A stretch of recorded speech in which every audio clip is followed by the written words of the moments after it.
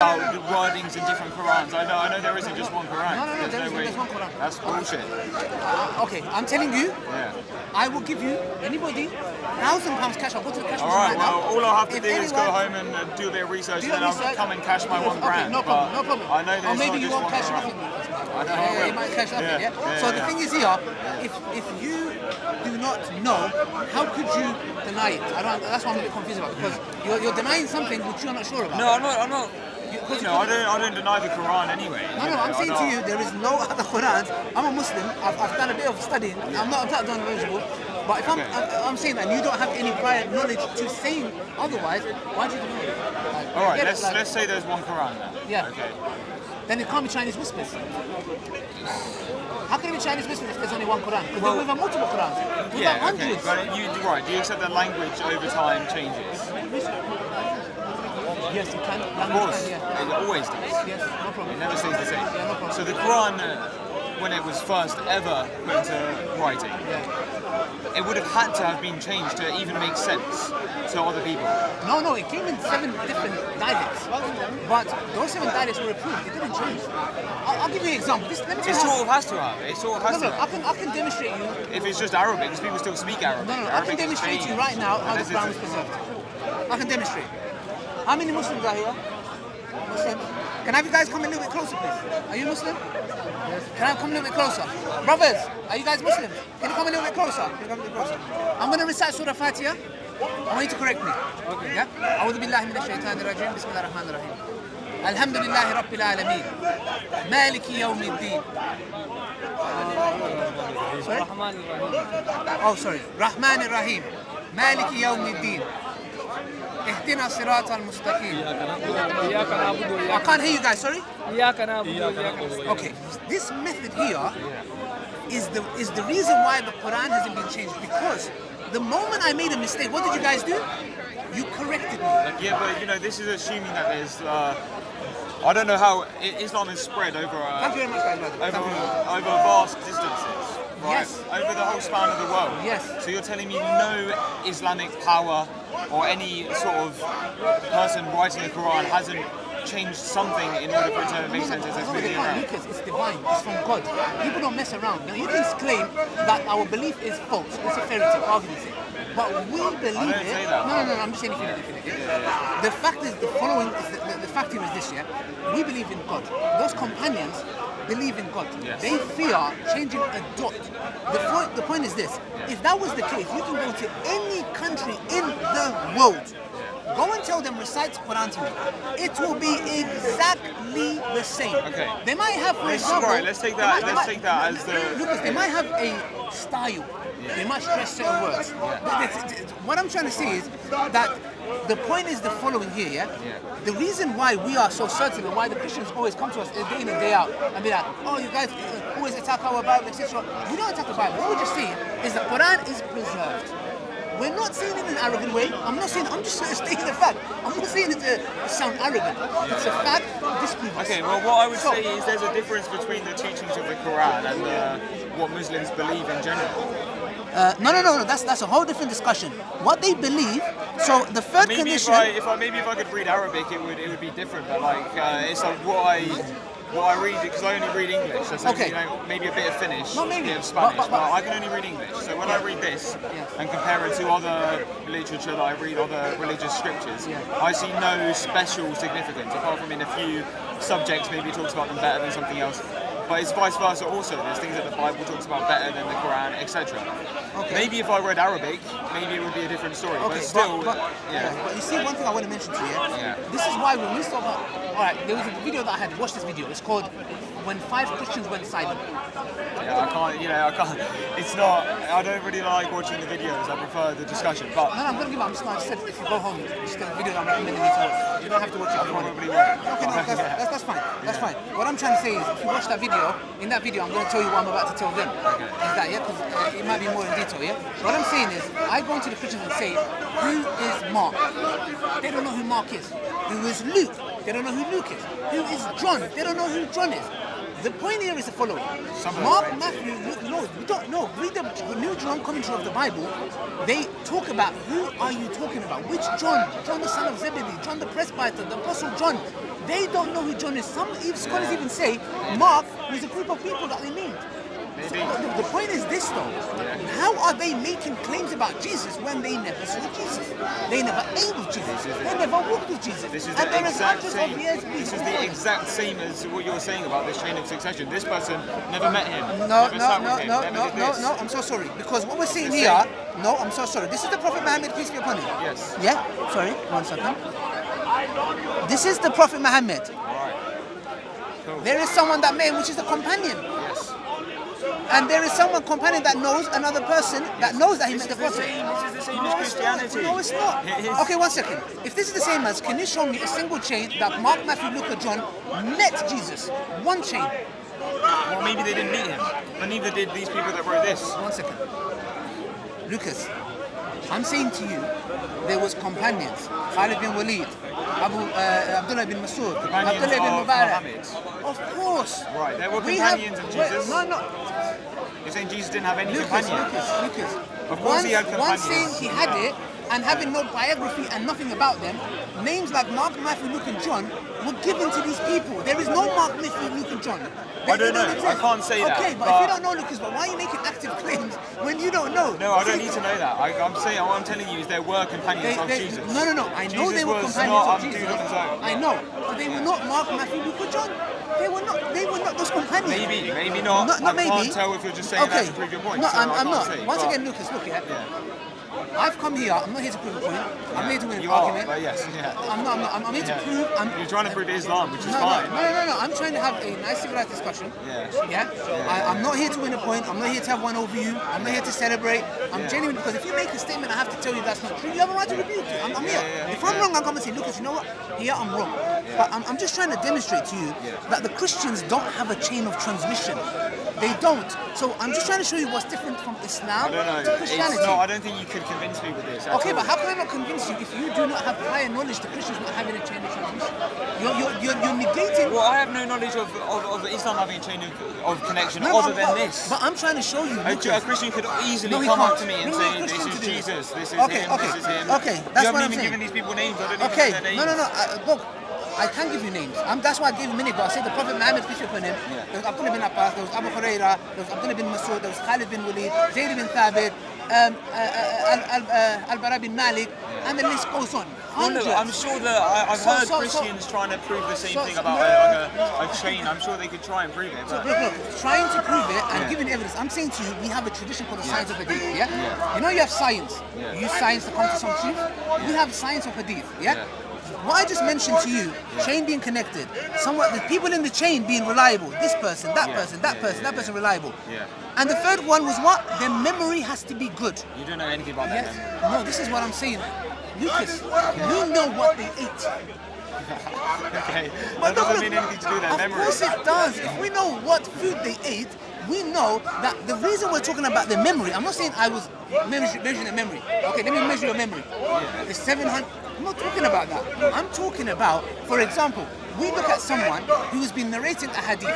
Okay, many a hadith. We need to say, hold on a second. This guy is known to have a weak memory. I can't trust him with anything. You give him apple, he forgets it next. You give me a banana. The point is the following. The people that who come to Speaker's Corner, if you came to Speaker's Corner for 10 years, there's a lot of things I will start to know about you.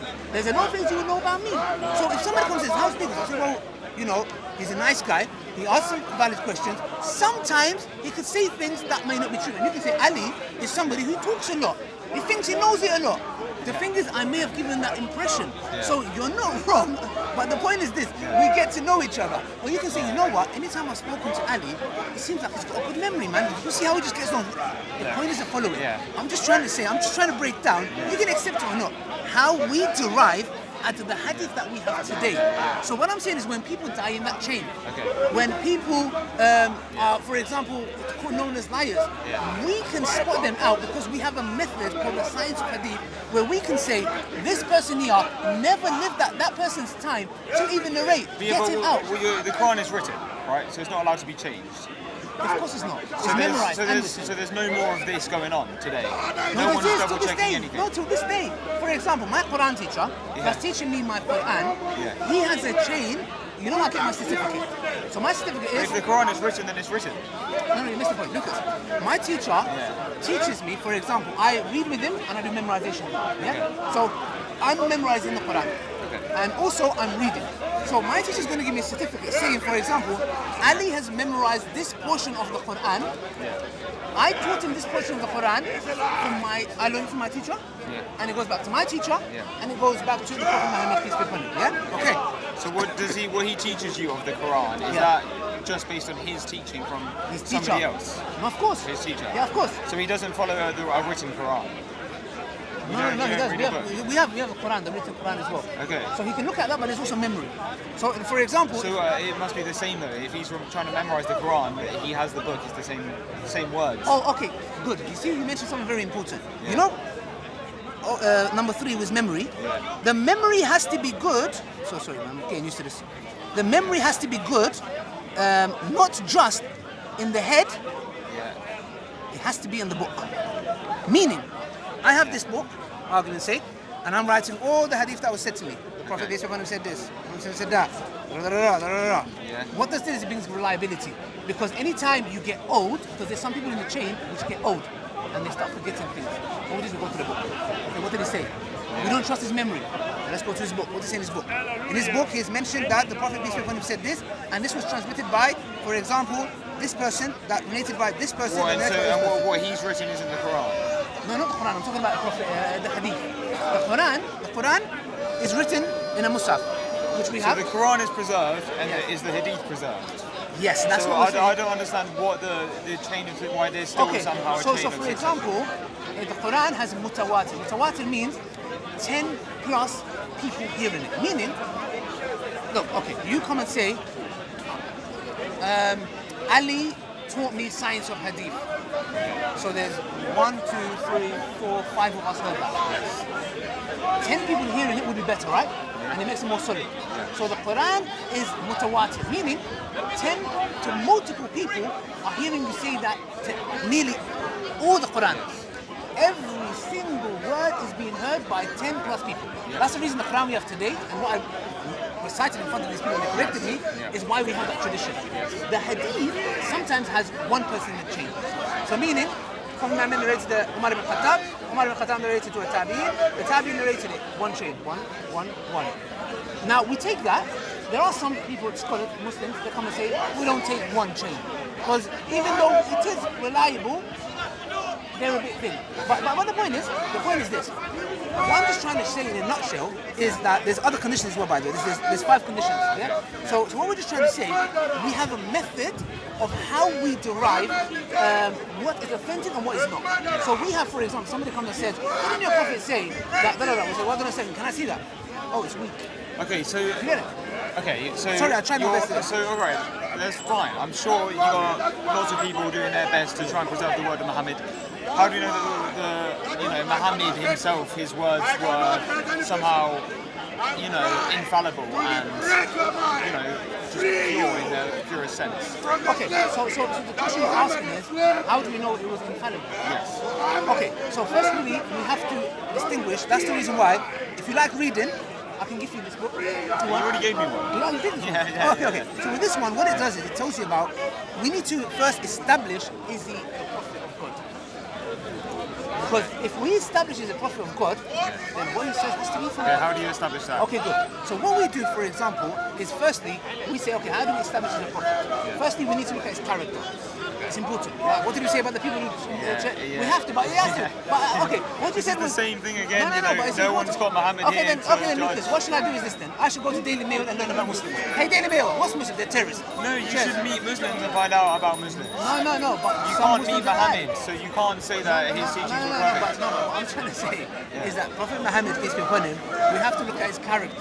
Meaning, remember I said to you in the chain of transmission of Hadith, we are told about his character. Right. What kind of person he was. So this is how you decide if he's a prophet? No, that's one. I never said that's the only reason. First, we need to establish the person we call a prophet. What characteristics does it come with? Okay. Is he a liar? Okay. So, for example, there's 3 options. Either he's a liar, either he's deluded, or he's telling the truth. Now, somebody who's deluded, yeah? he would take opportunity of certain things. Not true.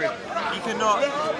That's not true. Because I'm sure you would say that I'm deluded because I don't accept Islam fully. No, That's a I wouldn't say delusion. that. No, I wouldn't say that. I would just say basically I'm speaking the truth. Okay. Well, a deluded person doesn't necessarily mean that they're like a psychopath or in some way trying to take advantage of other people. They just don't understand things fully for themselves. It's Okay, like, when I'm in deluded, okay, let's say it more like something like he's mentally not there. no, deluded is the right word. Okay, all right. But deluded doesn't necessarily mean twisted or Okay, back if to you, front. okay, It let me put it means- like this. If you claim to be a prophet of God, and then when you say, I am the prophet of God, and the lightning goes, boom, would you not take the opportunity of that and be like, see, I told you that.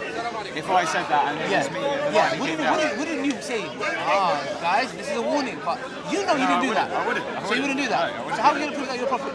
I would just say that's a funny coincidence. Maybe the fact that happened just as I'm talking, maybe that's Well, a then sign you're an honest that man you then. should You have to be an honest man then. Of course. Okay, that's what exactly the prophet did. Because the prophet said to them, You can be honest and still be deluded.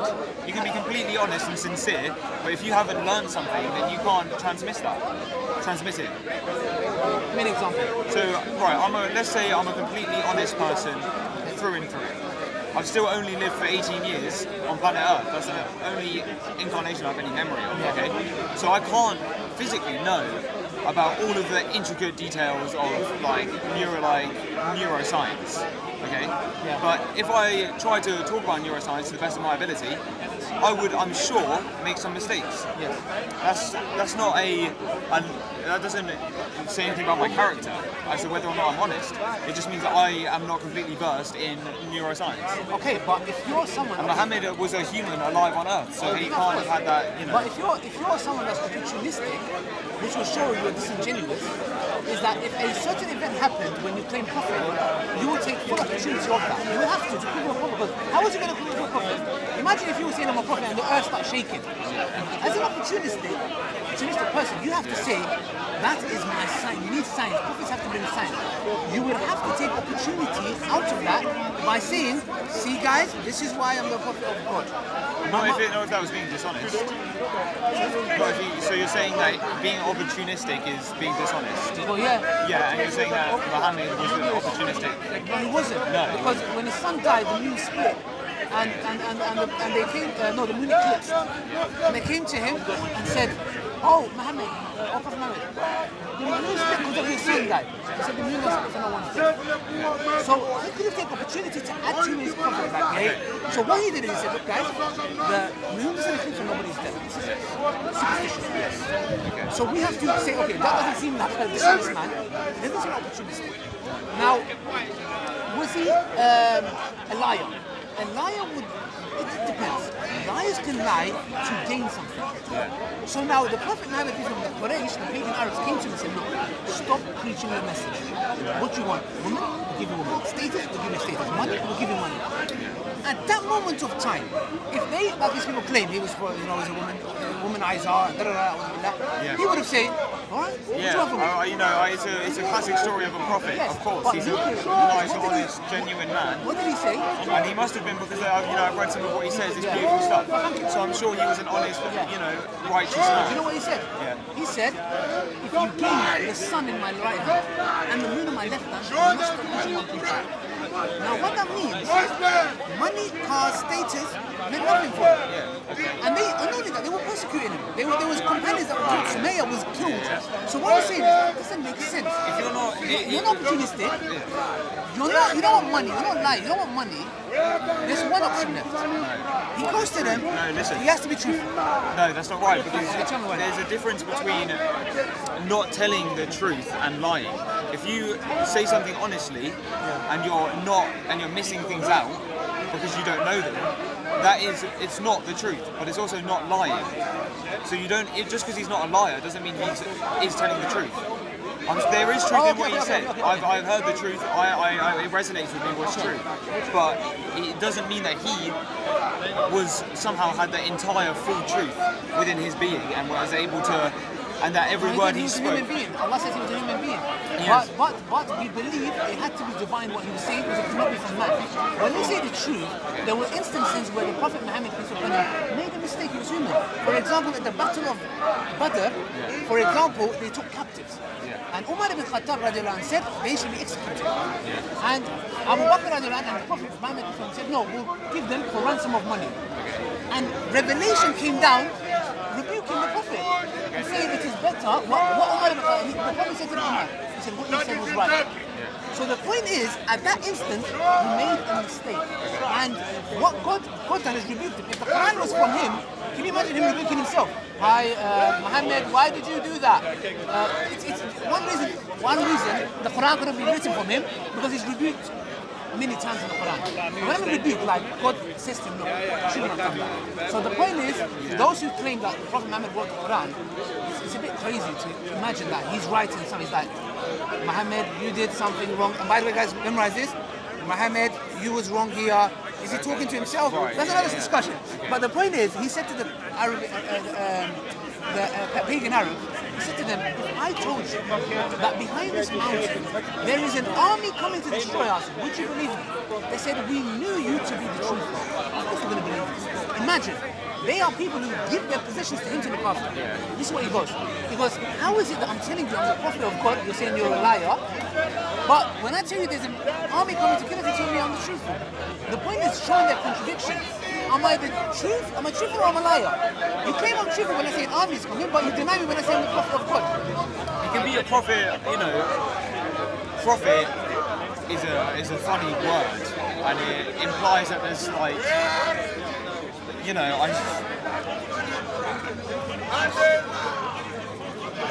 he doesn't. Him being a prophet of God, right? Fine.